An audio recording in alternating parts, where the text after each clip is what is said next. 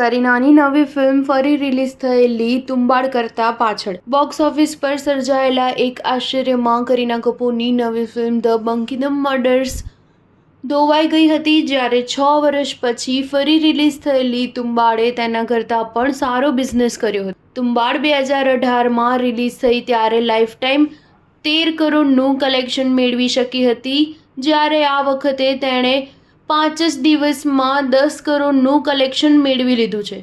અગાઉ તૃપ્તિ ડિમરીની લૈલા મજનુ પણ તેની ઓરિજિનલ રિલીઝ કરતાં રી-રિલીઝમાં વધારે કમાઈ હતી, જ્યારે કરીના કપૂરની ધ બંકિમ મર્ડર્સ બોક્સ ઓફિસ પર ધોવાઈ ગઈ છે. 5 દિવસ પછી તેનું કલેક્શન માંડ 6.5 કરોડ થયું છે. ધ બંકિમ મર્ડર્સ પહેલા દિવસે માંડ 75 લાખ કમાઈ હતી, ત્યારથી તેની રોજની કમાણી 1 કરોડથી પણ ઓછી રહી છે. 40 કરોડના બજેટમાં બનેલી આ ફિલ્મ કરીનાની કારકિર્દીની સૌથી નબળી ફિલ્મ સાબિત થઈ છે. સ્ટાર ન્યૂઝ 7 હંમેશા સચ્ચાઈની સાથે.